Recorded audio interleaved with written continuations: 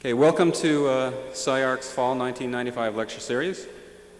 For those of you who don't know me, my name is Nick Syrup, and I graduated from the embryonic SCI-Arc in 1979. I've been working in the Los Angeles area since then, doing stints in Eric Moss's office and partnering my own practice called Projects Architecture, and currently I'm working as a senior associate in Stephen Ehrlich's office. The reason I'm up here is I know Ben Ledbetter, a little bit anyway, and even though I haven't seen him for a long time, when he asked me to introduce him on this, which turns out to be his first trip to Southern California, I said, not a chance. But then he said he'd throw in dinner, so I'm here. Actually, it turns out, or it appears to be that there's an awful lot of people in the audience that know him, which I think is a good sign for SCI-Arc that it has a community that stretches well beyond the borders of Southern California. I think that's evident. So, Ben Ledbetter was raised in and around Mississippi, the deep south of William Faulkner and Tennessee Williams, and inherits a literary and theatrical legacy which pervades his work to this day. He studied industrial engineering at Mississippi State and received a Bachelor of Architecture from Auburn in 1972. Ledbetter Associates Architects was opened 4 years later in Corinth, Mississippi. I met Ben during the fall of 1982 at Harvard's Graduate School of Design when we were both students in the MArch II program. And I remember meeting him and thinking that I'd never met anybody up to that point in my life that spoke with a softer accent and wore, which at that time were revolutionary overalls. We both elected to take Stanley Tigerman's studio, which turned out to be a circus where one went in as a spectator and emerged as the performer. That was fueled with assigned existential philosophical readings which had to fuel the project. Ben ended up working on a performing arts school in Boston referencing Heidegger, and I worked out a genealogical archive center in Honolulu with Marcel Proust. Tigerman loved to encourage the dog-eat-dog, stab-in-the-back, cutthroat approach to architectural education. And every one of our crits was a one-on-one shootout, one student against the other. To use relevant gang terminology, at the last pinup, I took Ben out. And I'm afraid now it looks like he's invading my turf with an intellectual bazooka to even the score. Since graduating from the GSD in 1984, Ben's been heavily involved in academic pursuits, writing, entering competitions, and teaching at the likes of the Boston Architectural Center, Tulane University, Rhode Island School of Design, and his current position as Assistant Professor of Art at Wesleyan University. He maintains a private architectural practice with his wife in Middleton, Connecticut, and has recently become involved in Architecture Theater Prometheus, a nonprofit urban foundation charged with exploring ways of engaging the inner city, which I understand will form the core of his talk tonight. The title of the lecture is Dead Mackerels in the Moonshine. So to speak to us not about the architecture of theaters, but the theater of architecture, without further ado, I would like to introduce Ben Ledbetter.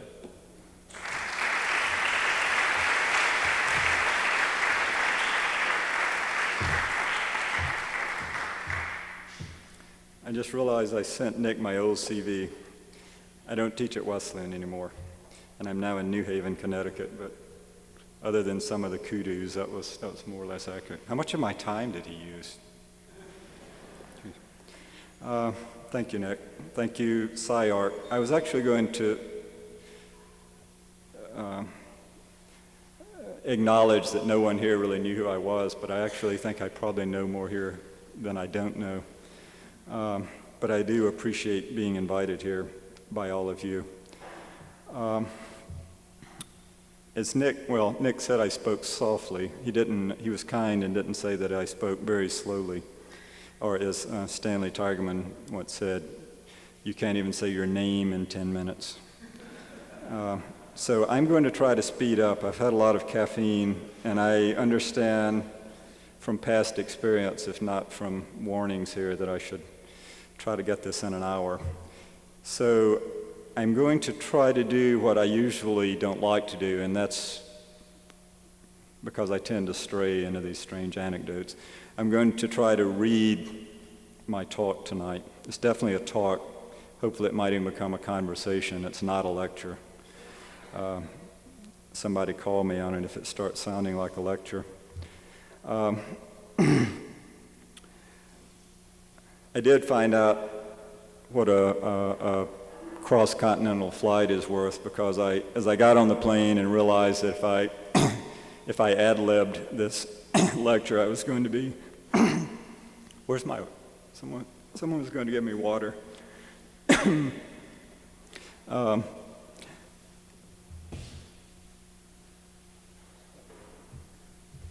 you. Do you need that?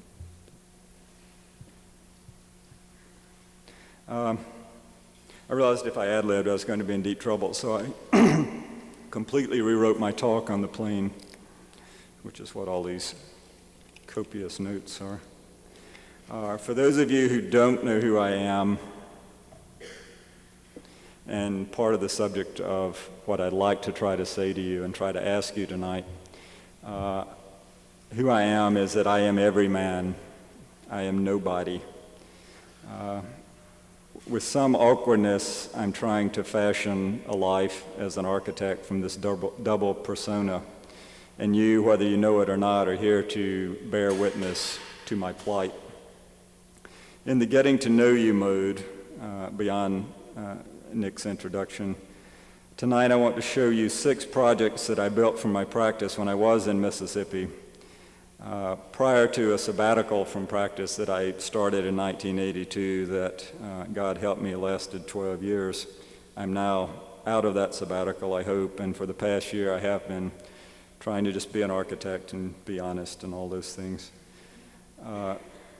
After I show you these 6 projects, I will give you a brief interlude where I'll tell you what I think it was that I learned in graduate school and subsequently as a teacher. And then I will then show you some in-progress excerpts from a kind of a strange project that I began in 1992.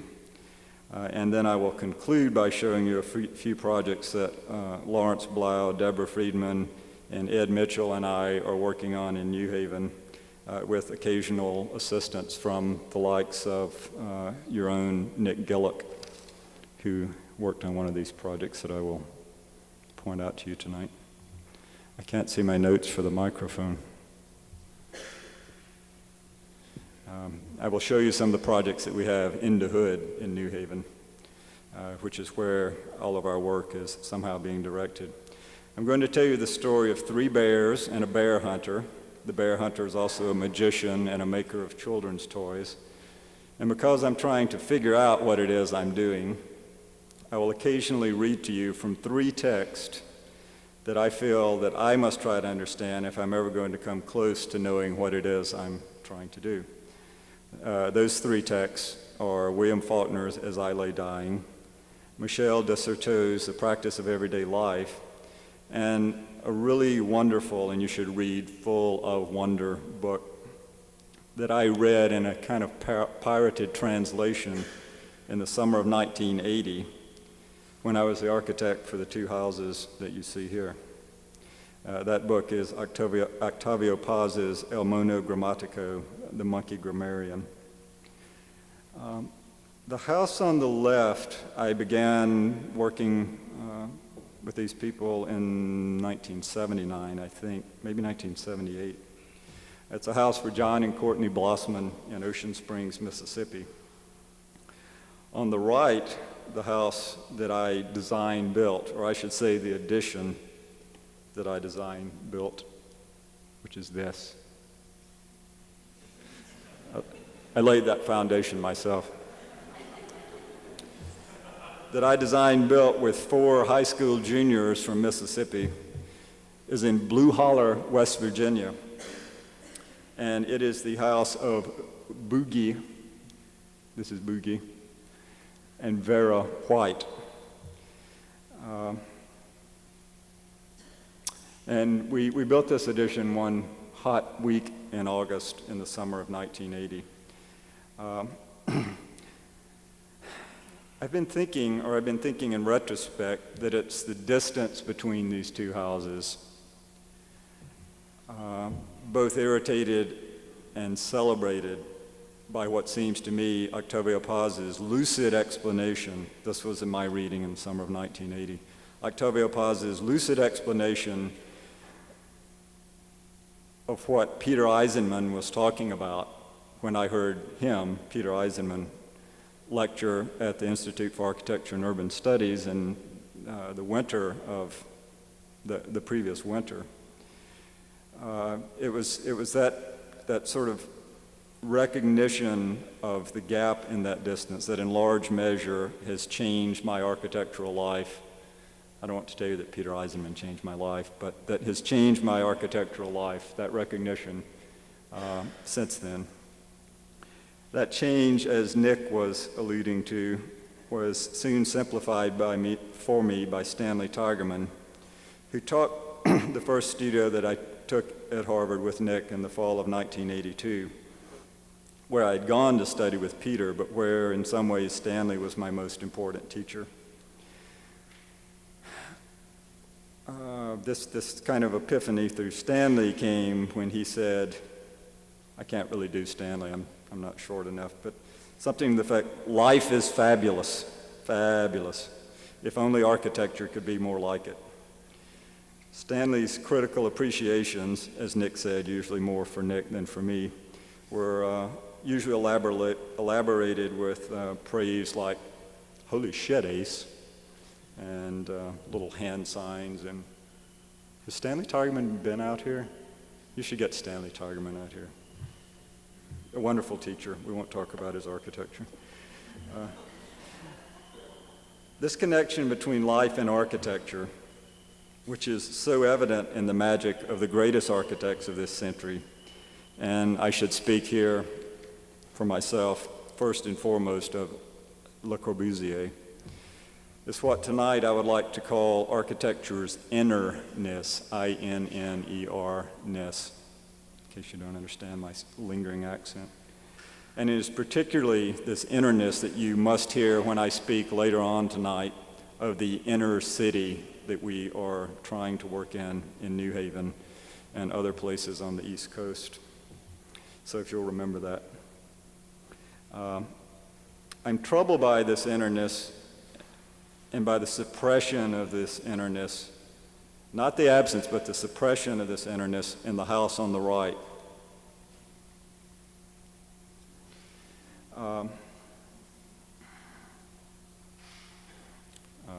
Although I know that some of you might say, some critics might say that there's more suppression in the house on the left, but this is old projects for me. What I mean is by that is that people like the Whites, Boogie and Vera, whether they're in Appalachia or in the South Bronx, are rarely, ever so rarely, given the attention of architects. I'm talking here about where power lies and about a civilized culture's priorities. You should also read into my bumbling through this talk and my bumbling through trying to figure out what it is that we're doing in New Haven. And you may even accuse this bumbling as gratuitous attempts at addressing this lack in the images that I will show you in New Haven, though I hope not. I would also ask you to try to remember, I'm going to show you this image again at the end of the talk, and I'd like for you to remember the color scheme here. I'm going to show you a previous image of the same house. Let's see if I can work these.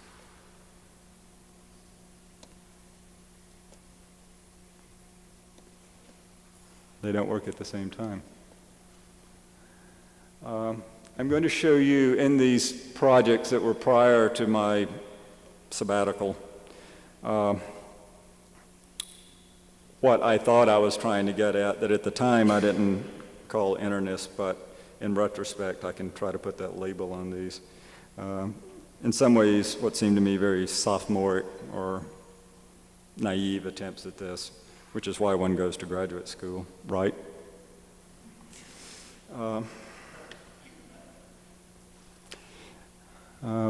The shot on the left is an interior of the same house, of the Blossman's house. The house on the right is the rear elevation.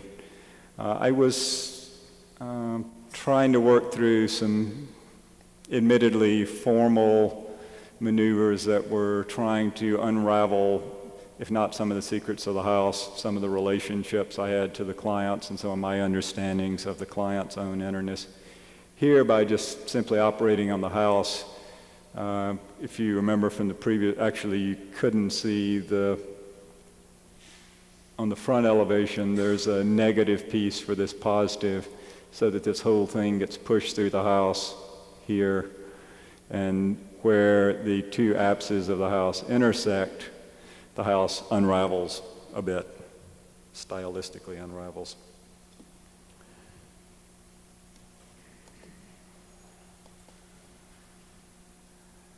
This is another project of about the same time. Can you focus the one on the right? Should I just let you focus? Okay. This is a small community center and daycare center in the town that I was practicing in Mississippi. This is a house that's actually a block away from the daycare center. I'll let you decide what I was playing with there. Hopefully playing is not too much of a pejorative. Here, working with a 9-square grid, this is a public county health department building, and again in the same town in Mississippi, sort of taking it apart diagonally across the axis of the 9 squares and working with the residual of that incision.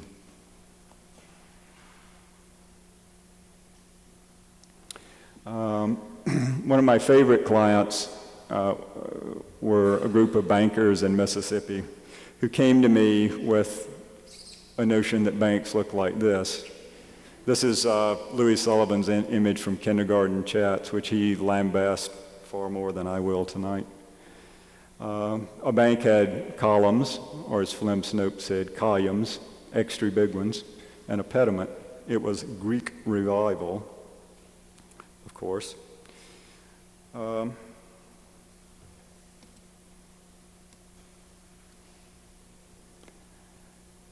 What happens is that the context of this particular bank, which is that it's on a highway running through the town with a cotton mill across the street, begins to spin that pediment around the site a bit. So if you sort of turn your head cattywonkers, you'll find the pediment. And as that spinning occurs with the pediment, there's concomitant unraveling of pediments and other things on the inside of the bank.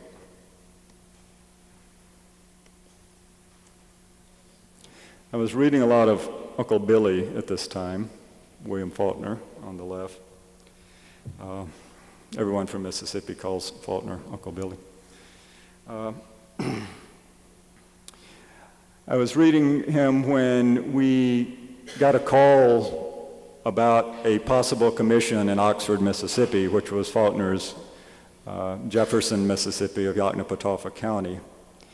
And we were very excited about this, but we had sort of heard through the grapevine that this was a gratuitous invitation and that we had no chance of getting this project.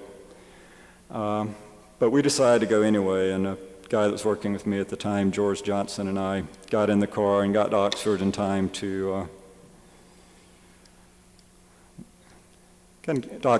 have a few beers before this meeting, because we'd been reading our Faulkner and we were going to let it all hang out as it was. These were bankers that were both townspeople and farmers, very much the Compsons and Snopes, a really interesting mix of Faulkner, all very wonderful people, who had invited us to make a presentation about doing this bank. And they, of course, wanted a bank. These guys really wanted a bank that looked like the bank in Chicago, but really a bank that looked like Faulkner's house, this image on the right, and the house of the Compsons in Faulkner's work. A bank that spoke of the tradition of banks, and a bank that spoke of traditions of architecture in the South. What the board was trying to do, I tried to convince them at this meeting, as I remember, I quoted from Wallace Stevens, and I read this passage from As I Lay Dying. What I was trying to tell them was that what they were doing was looking for a name for the bank, rather than a real understanding or real attempt to deal with what the bank was. The kind of things you say when you're 20-something years old and trying to be an architect in Mississippi. But this is what I read them that Addie Bundren said about naming things. She's talking about her husband here, Addie is. He had a word too, love he called it. But I had been used to words for a long time. I knew that the word was like all the others, just a shape to fill a lack. That when the right time came, you wouldn't need a word for that any more than for pride or fear. And then later, Addie says, I would think about a name until after a while I could see the word as a shape, a vessel, and I would watch it liquefy and flow into it like cold molasses flowing out of the darkness into the vessel, until the jar stood full and motionless, a significant shape profoundly without life like an empty door frame. And then I would find that I had forgotten the name of the jar. Now, while I was reading this, and I was for me, fairly animated and was standing up and carrying on at this table of bankers and farmers, there was this guy, swear to God, in a John Deere cap sitting across from me. He was chewing tobacco and spitting the juice into a Coca-Cola bottle.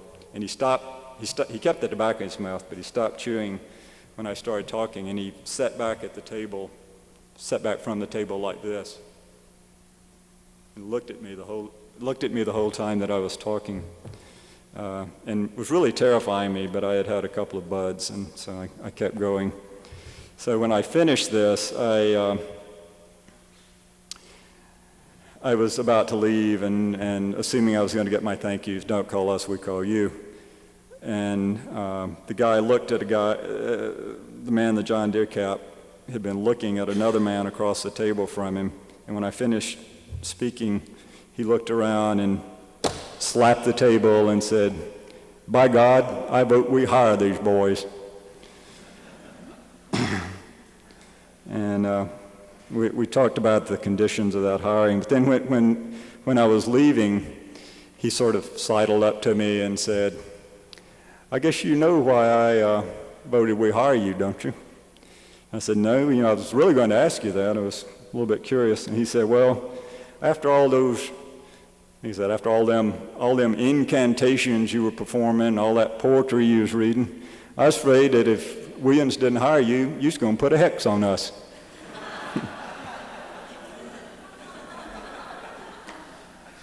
So that was one of my best commissions. And this is the bank. I tried to put a hex on them. These are the only two classical columns I've ever put in a building. As my friend Sam Motby says, they're the only two classical columns Ledbetter ever did, and he didn't get the damn things to match. What this is my own sort of, this building actually backs up to the houses that Faulkner writes about, and what it is kind of dumbly kind of unraveling of the house and taking the porch with Flem Snopes' columns, which are no longer extra big, separating them and sliding one to the back, leaving one at the front, and opening the porch to Faulkner's rear yard, to his possibilities for kitchen talk, as he called it.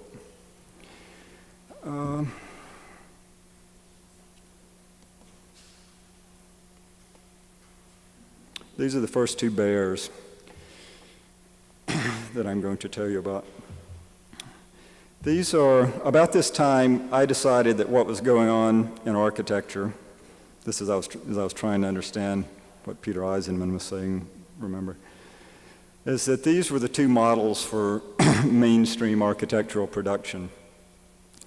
On the left, a simulation of history.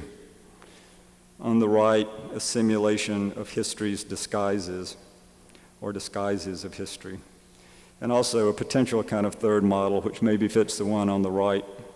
It seemed to me it was a kind of dumb, old-fashioned dilettantist formalism, all of which, it seemed to me, in the waning years of 1981, just wouldn't do. I was also reading another poet at this time, short quote. There's a formal poetry, perfect only in form, all dressed up and nowhere to go.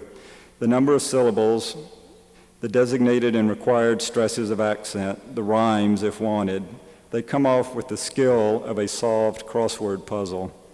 Yet its animation and connotation are less than that of a dead mackerel in the moonshine. The latter, even as an extinct form, reporting that once it was a living fish aswim in bright waters. So, with all of that in my craw, I went off to Harvard in the fall of 1982.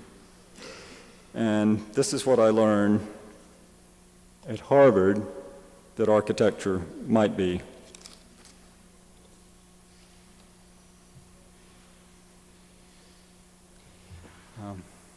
I'm actually, some knucklehead at Harvard asked me to be on the alumni council there. And I went to my first meeting a couple of weeks ago, and, you know, they're not teaching this at Harvard anymore. It's very odd. Anyway, I'm still trying to play this piano. So, graduate school, my 12-year sabbatical, and here's where I am now. This is where I am personally. This is actually not an office project. It's not a project of the foundation. This is my own personal project where I'm trying to resolve, in a way, I'm trying to come to an understanding of Boogie and Vera White's house in Appalachia. So I'm going to show you some of the tunes that I'm trying to play, and I would actually sincerely like to know how you think they sound. I'm told that SCI-Arc students usually don't ask questions after talks. I'd really like for you to ask questions, or not literally throw things, but figuratively throw things. And I'd like to talk about what you think about all of this, if there's time. And now I'm going to try to speed up. This is a work that is a house play in book that attempts to occupy the space between what really happens in a small house in New London, Connecticut, and how those lives were represented by one of their characters, or one might say one of their victims.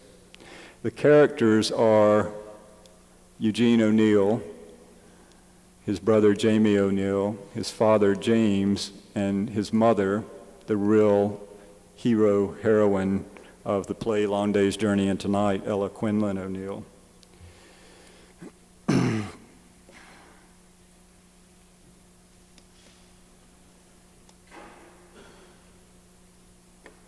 This is the house that was the setting in memory of O'Neill's play Long Day's Journey into Night, which many of you know, I'm sure. And this is a photograph of the first set of the play. And again, what this thing that I'm working on is, this crazy project, is an attempt in architecture and in writing and in theater, to occupy the gap between those two, as it were.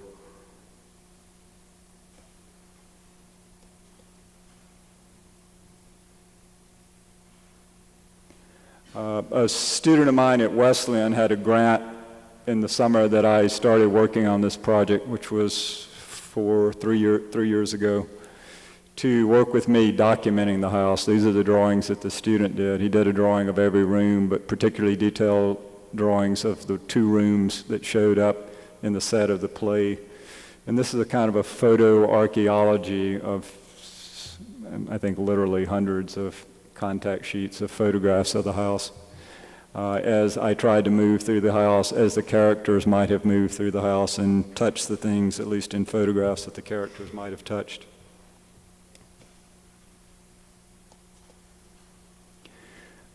The playbook house is also an attempt to occupy the space between the play and the different records of the play and the script of the play and Sidney Lumet's film, Long Day's Journey into Night, with the hero-heroine Ella Quinlan O'Neill, Mary Tyrone in the play, played by Katharine Hepburn. On the right is one of the drawings that is beginning to come out of this thing that I'm doing. This is, let's see.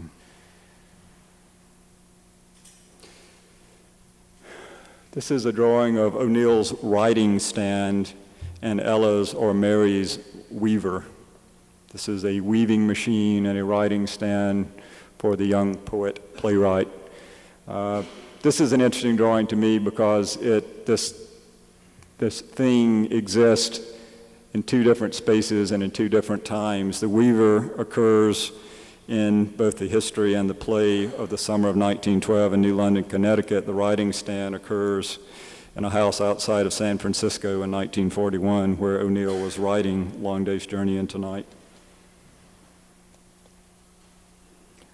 On the left is the window, and I won't go into it. If you know the play, you'll get some sense maybe of what these are about. On the left is Mary's or Ella's window in her room, her retreat.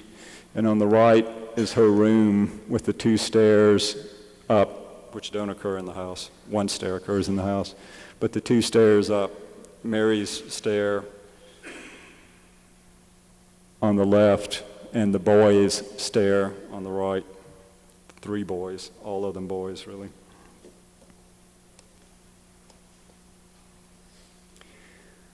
So that's a project that's in progress and probably will be to the day I die. Even though Harvard Architecture Review decided they were going to excerpt it in the Harvard Architecture Review that's coming supposedly in 2 more issues.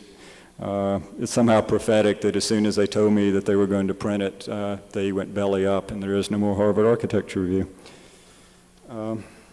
This is a project that we started, and Nick Gillick worked on this project with us, that we started last year as a kind of prelude to the work that we're doing in New Haven.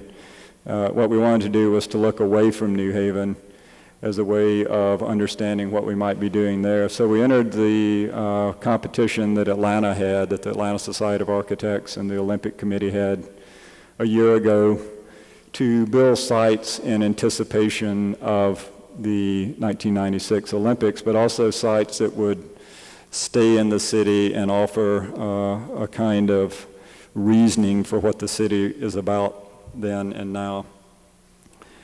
This is one of the sites of the 4 that were given. It's the site that we chose that is, it appeared to us pretty much in the heart of the city. As we began to dig into a kind of an archaeology of the site, we found out that just out of this picture, right about here down the street, was the first boarding house in the city of Atlanta and also the first 2-story building in the city of Atlanta.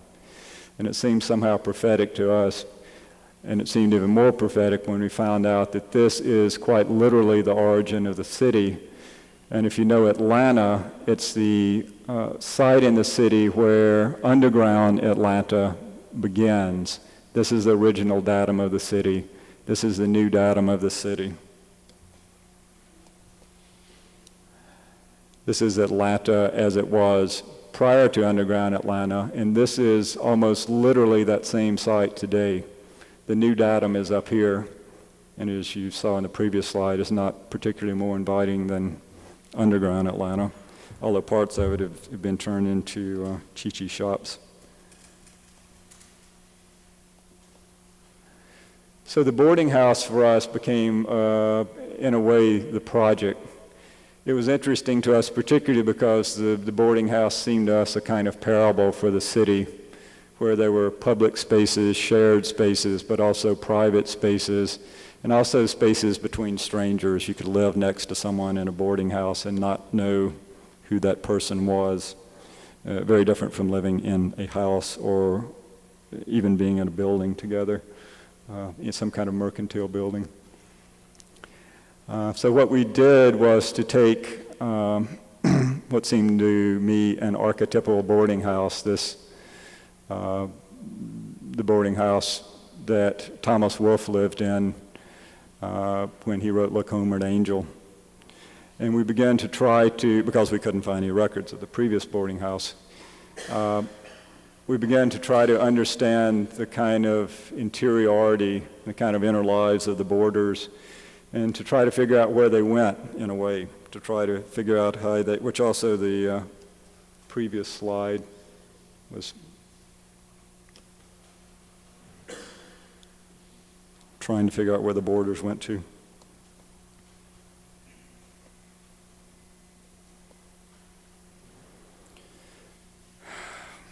How is it that space that is the memory of the city is remembered? On the left is the lighting of the lamp of the Confederacy. On the right is the new city, circa 1929, is played out by the four characters, or the four boarders who would come to occupy our boarding house. These characters were the doughboy. This is from a costume ball in 1929, where these people were trying to talk about what was happening in Atlanta at the time. A doughboy, a Spanish caballero, the pig woman, and Atlanta ahead. The pig woman was witness to a murder trial that had fascinated the nation in 1929. It was actually occurring in New Jersey. And I don't have time to go into the sordid details of what that was about, but you could imagine. In the historical space of the city, is the historical space of the city ossified as here in the Lion of the Confederacy sleeping on its arms?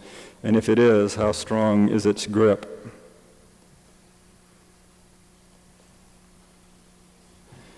The third bear in my story is the living bear whose voice is muzzled, his dance highly choreographed.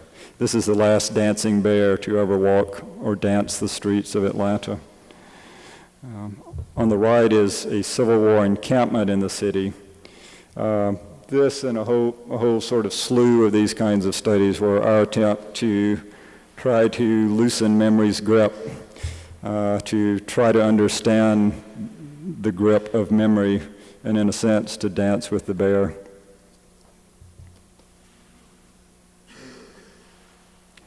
We wanted our boarders to be workers in the city.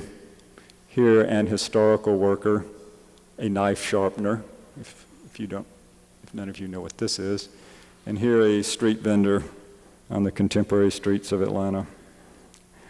Our boarders definitely had to be workers in the city. And they had to be storytellers in the city, as much storytellers as Joel Chandler Harris sitting on his porch on the left in Atlanta. And as much storytellers as we tried to be as we began to try to understand who these four boarders were, again, gathering from this kind of archaeology of place. These are both the boarders and the rooms that would occupy in some fashion the site. The site was also the edge of the last vestige of wilderness in Atlanta. It was the last It was just to the left of that photograph I showed you was the previous penultimate Oglethorpe Park, which was the last park in the middle of the city, which is now a double-tiered parking lot and a walk-up McDonald's. So it occurred to us that these boarders would probably try to flee to the woods, and when the woods weren't there, they would flee to whatever they found. What this is a right-angle game of what's a 300-year-old tree in Atlanta that's now endangered. The sort of thing on All Things Considered the other day that they've put a stop on the state tearing it down. But it's one of the trees that is endangered in the city. And so that tree, in a sense, the image of its imminent demise becomes the edge of the site. This is, in fact, the street that ran through the site in the previous. This street is this street. And this is where the park was. And this was the site as given to us by the Atlanta Society of Architects in this competition. And this is our entry to the competition.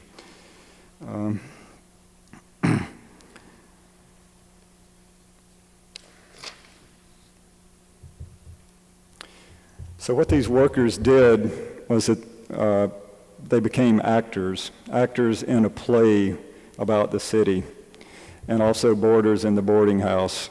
And they lived in this boarding house as by a kind of sweat equity that's actually modeled on Habitat, which is centered in Atlanta, Jimmy Carter's Habitat.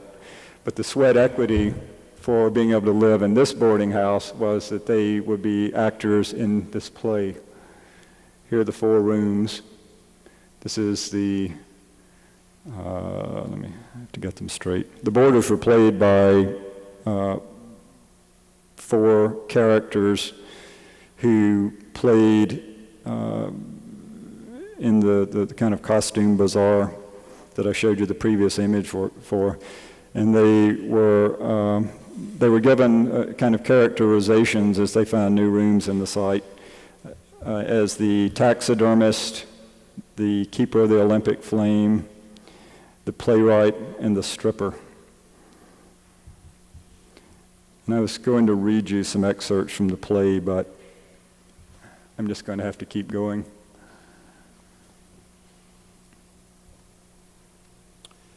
When the boarders fled the now abandoned boarding house, traces of their flight are left on its exterior.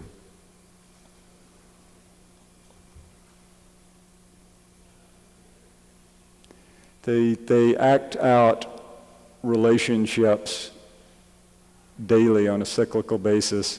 They live in their rooms. They change in dressing tents behind the rooms, and they go to their daily positions after breakfast here in the displaced dining room, which is now in the center of the street and buried. Here's the pig woman, who is the accuser or witness who wanders the site. Atlanta Head is sitting in the abandoned boarding house at his drawing board. The keeper of the Olympic flame stands here and opens and closes this curtain all day long. This piece, as a lot of these pieces, were built by Nick Gillip. Some of this is falling apart, Nick. Yeah. There's a buried upside-down oil tank in the center of the street, which is where the audience goes when they're not milling about in the street, where they go to hear the conversation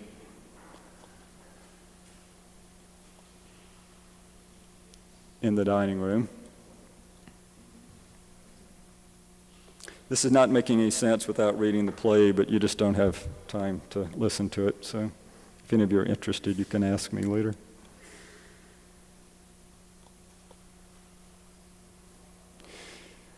When we tried to think of the site urbanistically, one of the things we had to do was to keep the streets functioning so the cars still move about the site in the same pattern that they did before. But it's also important, thinking of the site urbanistically, that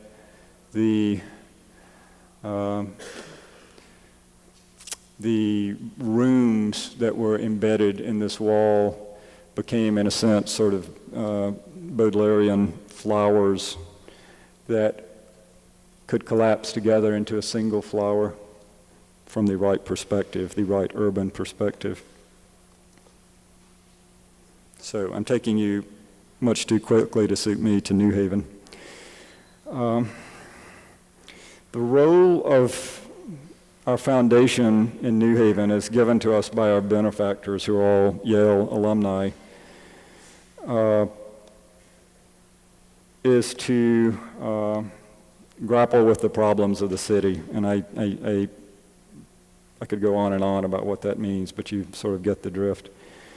We took this charge when we were given it a year ago, when we began the work of the foundation, to City Hall, and were given a neighborhood in the city to work in. And though we've been working outside this neighborhood, the remainder of the work that I'm going to show you is from this first community that we started working in, which is called Cedar Hill in New Haven. It seemed to us right off the bat that these were the two modes that people seem to adopt in living in the city.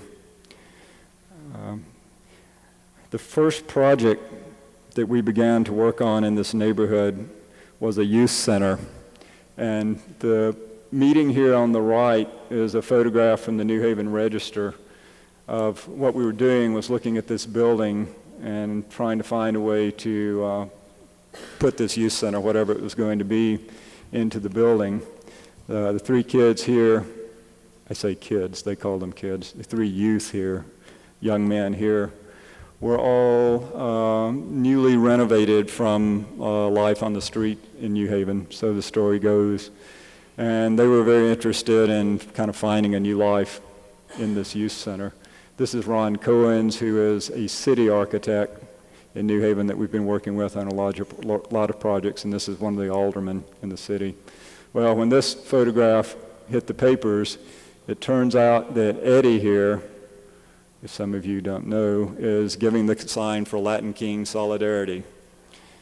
The city fathers saw the photograph in the paper and they yanked the project, and there is no more Fairhaven, which is Cedar Hill Youth Center. It's something that we're trying to rejuvenate in different kinds of projects. But you want a little story about politics.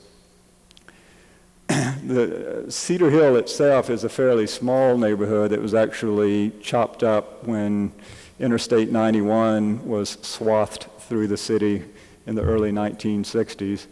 It was a railroading community, actually a very vibrant blue-collar community in the city that is now given away to a great deal of abandonment and a great deal of strange misuse of some could say misuse or odd use of what were mercantile spaces.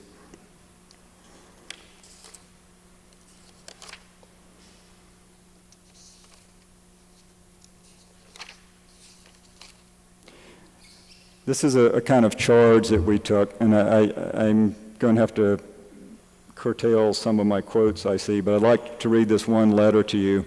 This is Michel Desserteau's introduction to the practice of everyday life. It's called To the Ordinary Man, to a common hero and ubiquitous character walking in countless thousands on the streets. In invoking here at the outset of my narratives the absent figure who provides both their beginning and their necessity, I inquire into the desire whose impossible object he represents. What are we asking this oracle, whose voice is almost indistinguishable from the rumble of history, to license us, to authorize us to say, when we dedicate to him the writing that one formerly offered in praise of the gods or the inspiring muses? This anonymous hero is very ancient. He is the murmuring voice of societies. In all ages, he comes before texts, T-E-X-T-S, I have trouble with that word. He does not expect representations. He squats now at the center of our scientific stages. The floodlights have moved away from the actors who possess proper names and social blazons, turning first toward the chorus of secondary characters, then settling on the mass of the audience. The increasingly sociological and anthropological perspective of inquiry privileges the anonymous and the everyday, in which zoom lenses cut out metonymic details, parts taken from the whole. Slowly, the representatives that formerly symbolized families, groups, and orders disappear from the stage they dominated during the epoch of the name. We witness the advent of the number. It comes along with democracy, the large city, administration, cybernetics. It is a flexible and continuous mass, woven tight like a fabric with neither rips nor darned patches, a multitude of quantified heroes who lose names and faces as they become the ciphered river of the streets, a mobile language of computations and rationalities that belong to no one. For the inhabitants of the inner city, our thesis becomes, with homage to Desserteau, that the presence and circulation of a representation, one taught by architects, preachers, educators, and popularizers as the key to socioeconomic advancement, tells us nothing about what it is for its users. We must first analyze its manipulation by users who are not its makers. This is very important for architects, it seems to us, architects in the inner city. Only then can we gauge the difference or similarity between the production of the image and the secondary production hidden in the process of its utilization. Again, from Desserteau, the approach to culture begins when the ordinary man becomes the narrator, when it is he who defines the commonplace of discourse and the anonymous space of its development. The task, the goal for the maker, consists not in substituting a representation for the ordinary or covering it up with mere words, we should remember our first two bears, but in showing how it introduces itself into our techniques as architects, in the way in which the sea flows back into pockets and crevices in beaches, and how it can reorganize the place from which discourse is produced. This reorganizing of the place from which discourse is produced is a highly political agenda for architects and urbanists, and one that we're trying to figure out how to engage. This seems to us the whole point of this kind of future understanding of where power lies in the making of the city.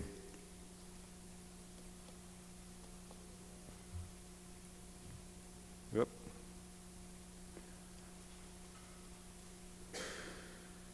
Was this slide just up, or did I miss it? You haven't been looking at this, have you? Oh, have you?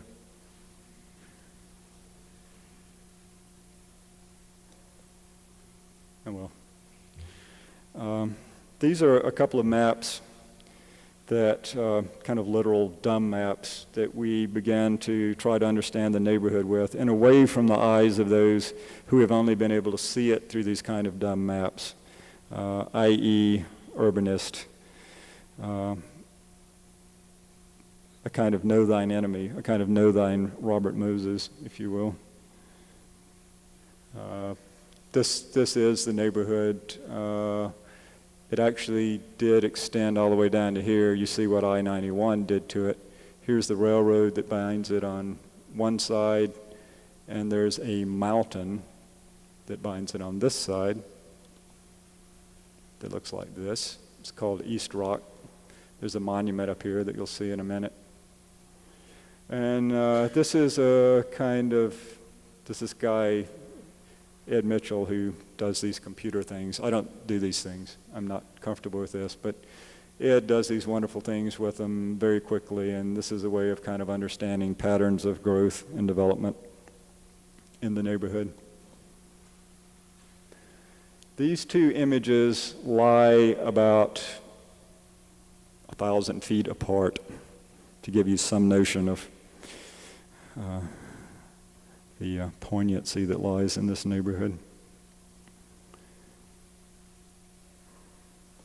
Both of them exist on that same map, and that you couldn't tell, I'm sure you couldn't, that they would lie in the map is part of the point of this indictment against that particular kind of mapping.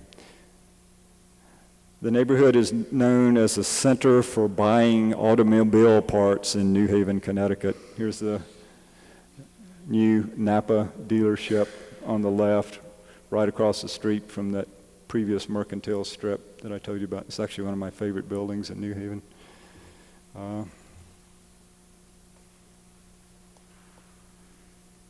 It is also an area in New England critical to the migratory patterns of birds, East Rock being critical to the migratory patterns of birds. And it's the home of the Erector set and more storefront churches per capita than any other neighborhood in the city. This is A.C. Gilbert on the left, world record bear hunter, magician, maker of the Erector set, and author of his autobiography, The Man Who Lived in Paradise. Paradise, of course, being what Cedar Hill is decidedly not about now, and very much what the man who's advertised on the right would like to see it as being. That was a storefront church quote. We're working on some kind of traditional kinds of schemes, urban schemes for the city. This is a parking scheme behind the mercantile strip where these kinds of storage things slide in and out of the spaces between the merchants and bury themselves in the parking lot that might go to the rear. But what we're more interested in is than parking for the merchants is what is it that's being sold here? What is it that's being lived here? I'm going to give you a quick visual tour of the neighborhood.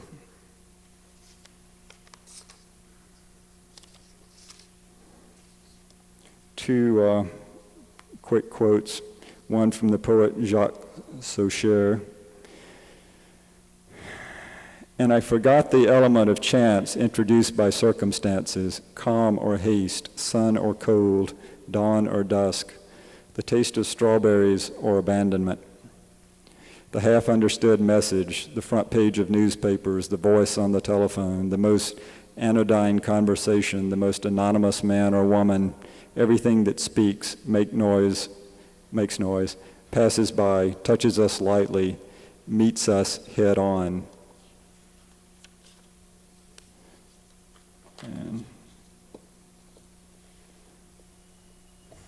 a brief reading from the Monkey Grammarian. Is this repose the force that prevents the trees from fleeing and the sky from falling apart? Is it the gravity of this moment? Yes, I am well aware that nature, or what we call nature, that totality of objects and processes that surround us and that alternately creates and devours us. That, by the way, I think is Frank Lloyd Wright's definition of nature, so infamously butchered by his followers, is neither our accomplice nor our confidant. It is not proper to project our feelings onto things or to attribute our own sensations and passions to them. Can it also be improper to see in them a guide, a way of life? To learn the art of remaining motionless amid the agitation of the whirlwind, to learn to remain still and to be transparent as this fixed light amid the frantic branches, this may be a program for life.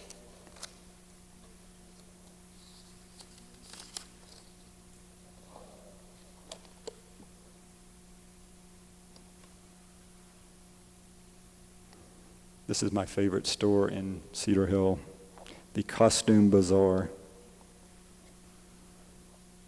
I need a focus on the right. Focus Harold. This is Harold of the Costume Bazaar. Harold is, as I take this photograph, admonishing me to listen to him. To him. He tells me that he is the common man. His window is the common man's window. And I was going to play that and some other things, but my tape player doesn't seem to cooperate with your microphone.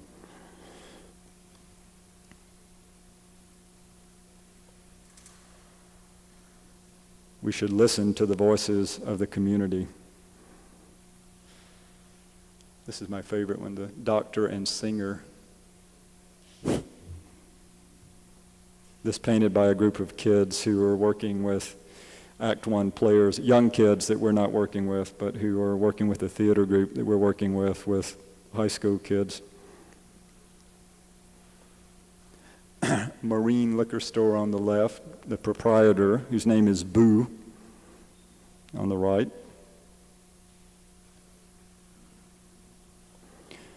All of this knowledge has a price for the architect. I went to this is Ralph's Beauty Shop on the left. This is Ralph and a customer on the right. I went in to see Ralph, and lapsing momentarily into the objectologist fascination that I have with things, particularly these things over here. I was talking to Ralph about these, and I was told that I could only photograph them if he would let me correct that god-awful haircut, quote unquote.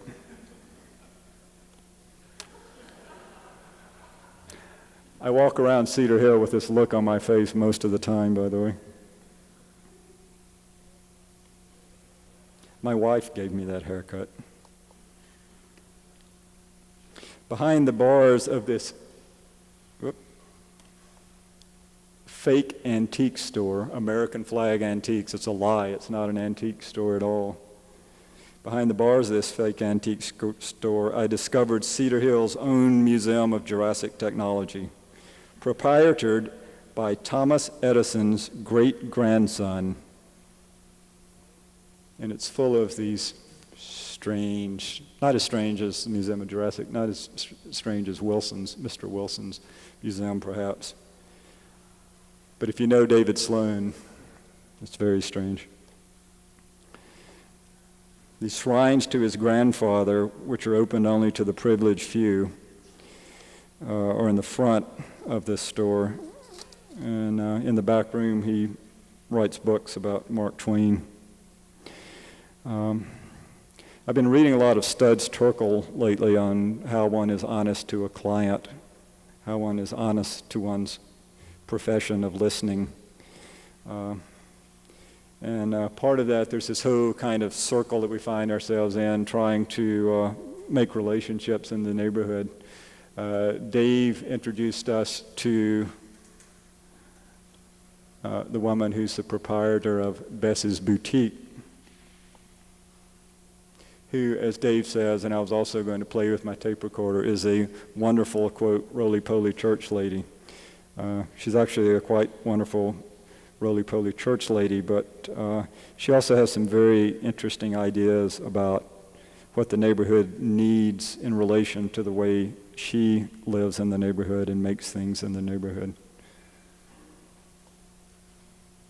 She makes she makes choir robes.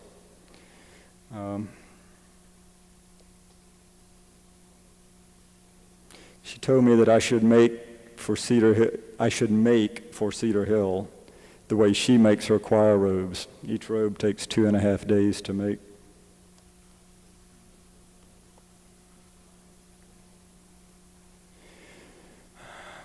We're working now on 2, interestingly for us, similar projects in the neighborhood. We are working on a meeting hall for the Neighborhood Block Watch Association. Here you see meeting on the left. And we're working on a project that we call City School, which is a kind of arm of our foundation. That's our foundation working with a group called Act One Players, a group that's been doing kind of mediation with teenagers from inner city high schools in the neighborhood. On the right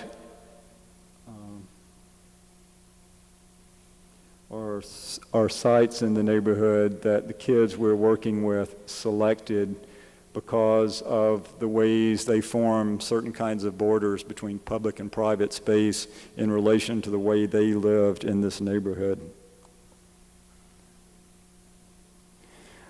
We tour these archetypal, well, first we actually tour archetypal boundaries between public and private space, downtown, such as the city green, the downtown mall, the downtown sidewalks with the kids. I'm going to walk you through the phase of city school that we're working on now. Then we tour Cedar Hill with the kids. There are 14 of them in a group that we're working with now.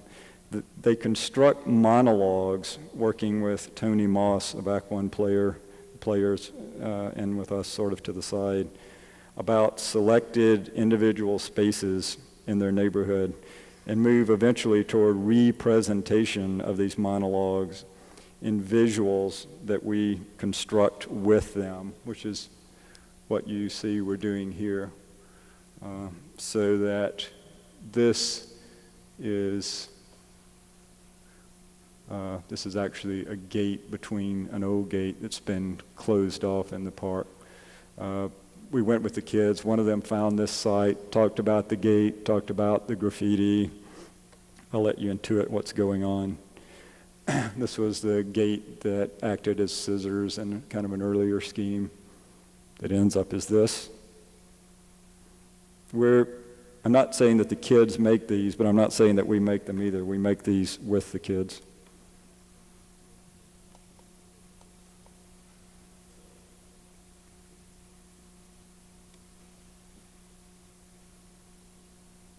This is the monument on top of East Rock. Some of these things are named. In fact, the last three sites that I'm going to show you move further towards some kind of architectural resolution that I will show you. This is a site for a play that was written by one of the kids called Concrete Island. If any of you have read J.G. Ballard, you know where that's coming from.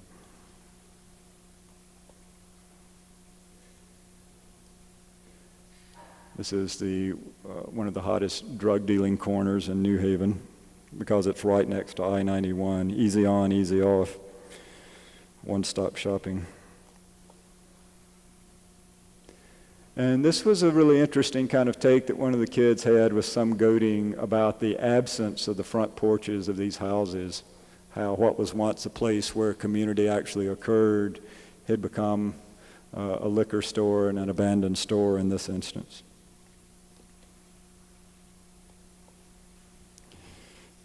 The kids then write plays bridging these monologues to the site representations, which I showed you there. This is my partner in this madness with Act One players. This is Tony Moss. And this is a workshop at one of the local high schools where the four kids on the left here are performing the colors of four sites along one block in the street, including the sounds of the colors. The girl here is the audience and is trying to read what these colors are.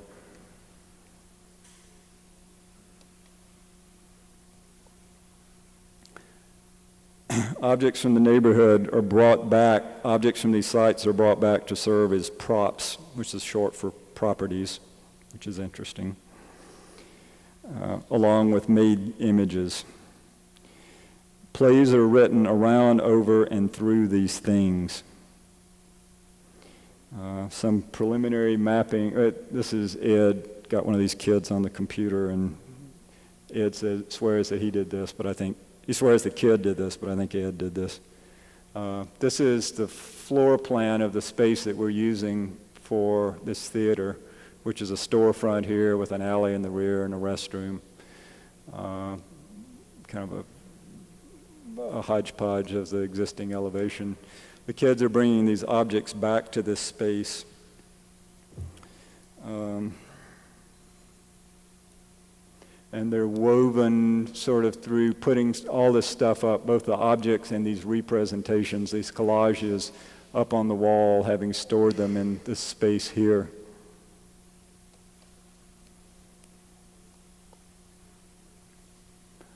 These are blocking diagrams of three of the plays. This is a play called, that I showed you the site earlier from, called Concrete Island, which is about eminent domain, interestingly enough. This is a blocking diagram in the space for a play called The Diviner, whose sole actor has two parts, that of a drug dealer and that of a diviner who's searching for the mundus of the city. That particular project has turned into we're trying to turn these toward urban propositions about the city. That particular project, based on some images of archaeological digging that we've been talking to the kids about, paired with a kind of photographic survey we did of an abandoned, actually I did these photographs with one of the kids on one of the abandoned sites in the neighborhood, a kind of photographic survey of that, has turned into this project where we're taking a number of these objects, and both objects from the site and also objects that are somehow important to the neighborhood. This is from a pictorial encyclopedia that one of the kids had of car parts. A shoe that was found on the site that is in one of these photographs, the making of the shoe. Again, Ed and some of the kids on the computer. We're trying to, here's the shoe. That's the object. The center object is the object. This neighborhood was also on the edge of a kind of an oyster farm on Long Island Sound. So these are some of the fishing nets. Trying to understand the place both through its history and through what you find there. So what this has turned into is, this is on the side of the diviner, drug dealer corner. What this has turned into is that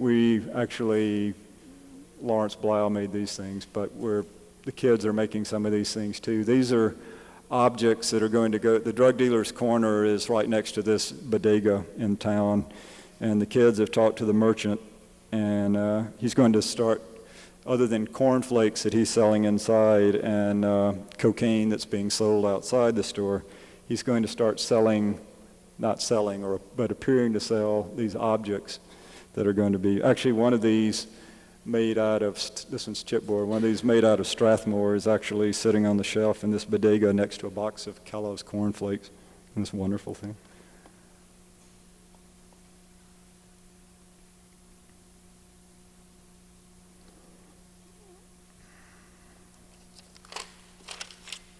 I'm getting there.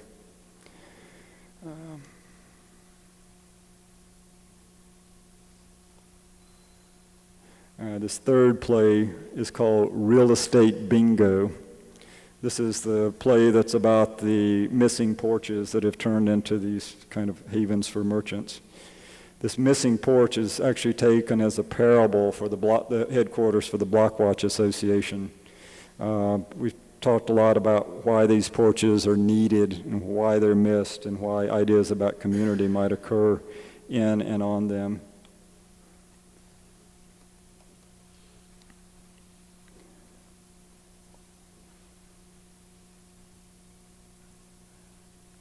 I've got two slides showing up at once on the right. I've got two slides in the same slot somehow.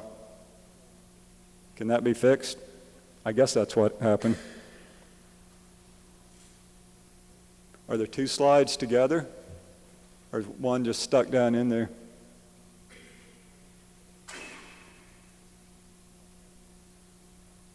That's not it. That's good.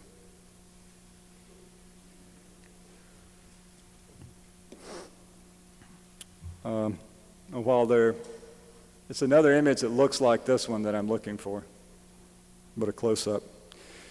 This is an idea about collapsing these three plays into a simultaneous production. The three plays that I showed you previously, the blocking diagrams, are individual stories about individual relationships to boundaries of public and private space in the neighborhood. The idea here is to collapse these into a collective performance, the notion being that in this palimpsest of city stories lies perhaps our closest approximation yet, anyway, of what lives lived together in the city might be.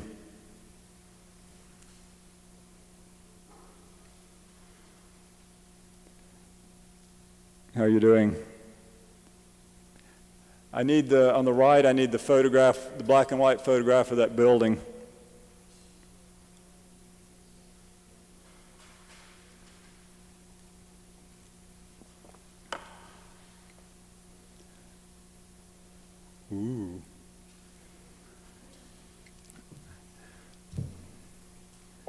My mannerisms of speech are my fault. This is not my fault.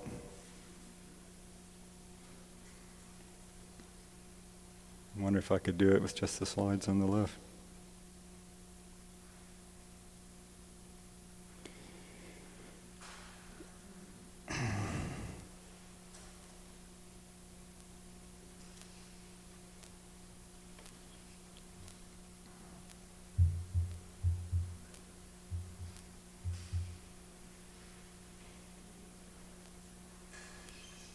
Well, I'll go a little bit ahead and read a quote to you from Octavio Paz. That's a little bit about our method for the last project that I'm going to show you, I promise, which is the headquarters for the Neighborhood Block Watch Association. This is the way we are trying to understand our method for this project as we're making it. It is necessary to unweave even the simplest phrases in order to determine what it is that they contain, figurative expressions, parentheses, and what they are made of and how. What is language made of? And most important of all, is it already made or is it something that is perpetually in the making? Unweave the verbal fabric, reality will appear. Two metaphors. Can reality be the reverse of the fabric, the reverse of metaphor, that which is on the other side of language? Language has no reverse, no opposite faces, no right or wrong. Perhaps reality, too, is a metaphor of what and or of whom. Perhaps things are not things but words, metaphors, words for other things. With whom and of what do word things speak? I'm almost done here, I promise. By means of a succession of patient analyses, again, Octavio Paz on method, and in a direction that is the opposite of that of the normal activity of the speaker, whose function is to produce and construct phrases, whereas here it is a question of taking them apart and uncoupling them, deconstructing them, so to speak. I read this from Paz in 1980. We ought to make our way back upstream against the current, retrace our path, and proceeding from one figurative expression to another, arrive back at the root, the original primordial word for which all others are metaphors. Now, sorry for that little detour. This notion of watching the lives of the city simultaneously, seeing the lives of the city simultaneously, in a sense we adopted for the program for the Block Watch headquarters, which is this very small storefront in this building on the main street of Cedar Hill. And this is when we were actually beginning to use the space, but haven't started any of the work on the space yet. Hope this works. That's upside down and also the wrong slide.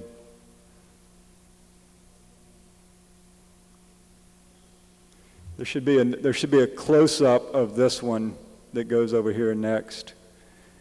This is also, in a way, the Block Watch Association, for those of you who don't know what Block Watch Associations are, is a kind of visual monitoring of a neighborhood, particularly a neighborhood that's in, a neighborhood that's in some kind of trouble.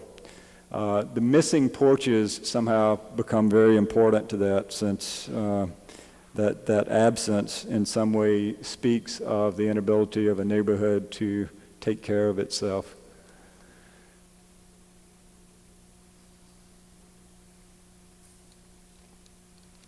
Let's see if this is right. Yep.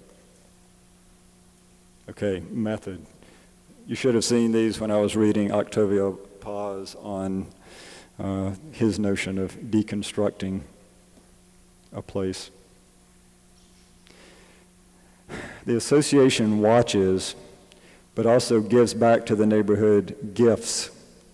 Sort of Lewis Hyde's notion of gifts. Gifts of its watchfulness. Recordings of reported incidents are reified in welded steel in this project in selected occurrences. So this is a simulation of an assembly that would accrue over time as these incidents occur and are reported to the Blockwatch Association. This part, the exterior portion of the project is being funded by a grant from the city, a city arts grant.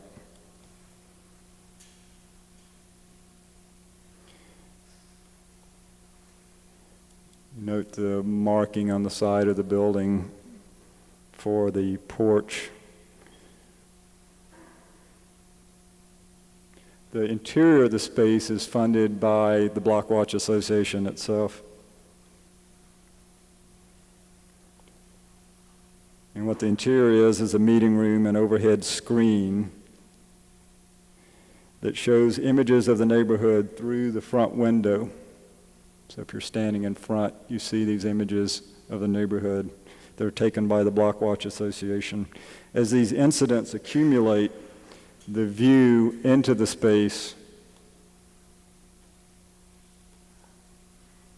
will gradually be obliterated by this accumulation of welded steel pieces.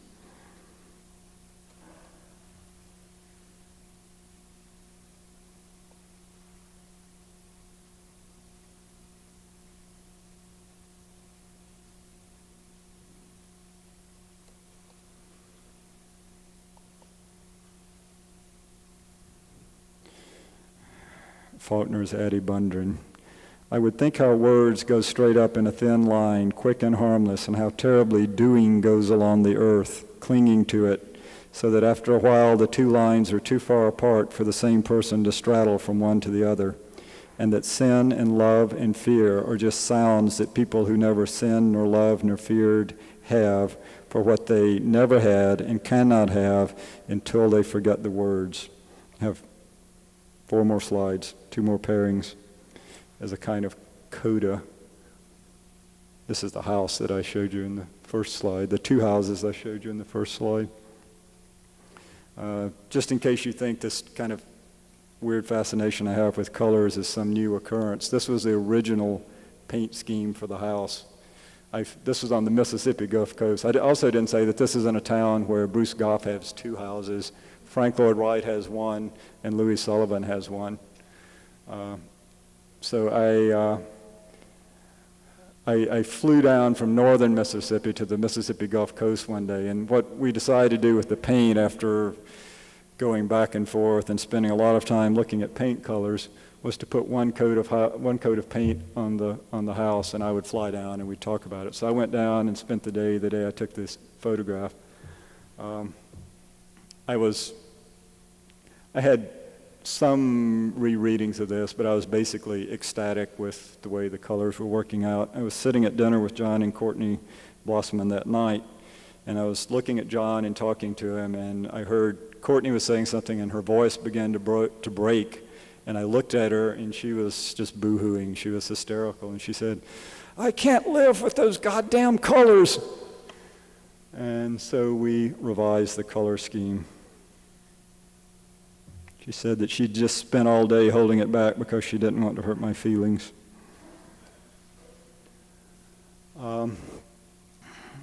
One quick story about the house on the right, about things not appearing to be as they are.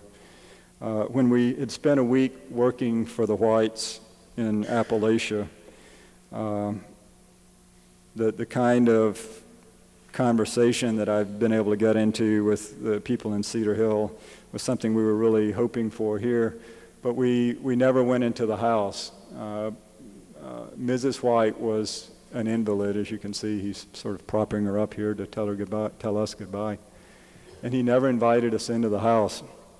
And we were very worried about this, the kids and I, and sort of upset by it. And we didn't say anything to him, but as we were telling him goodbye, he sort of realized from what we were saying that we were somehow saddened by this. And he said, no, you've got it wrong. I really wanted to let you in the house, but I've got this dog. The dog had been coming to the door when we'd go to the door to talk to him. I've got this dog who was, I don't know if these people were early Tom Waits fans or not, but they had a dog that was a Chihuahua named Carlos. And I think the dog was probably nearly blind, and he only just growled at me. And he said, I would have let you into the house, but my dog, he wants to bite you.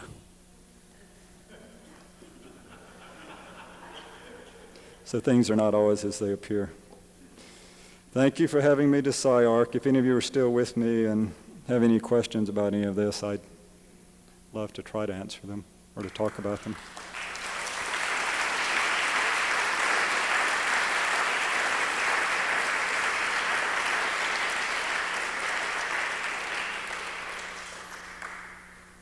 Can you turn up the lights?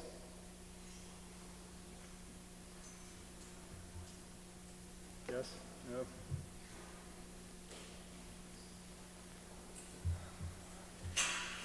Questions?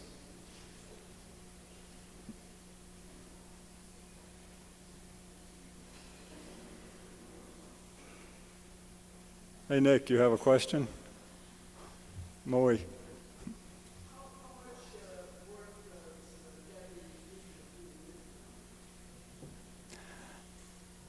This is Debbie Friedman's great uncle who's asking this question. As you probably know, she spends a lot of time these days taking care of 2 little children, so she's not spending as much time on these projects as she would like to, I think. But some valuable consultation.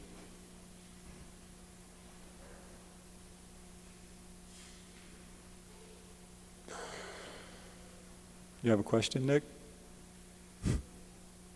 Okay, thank you.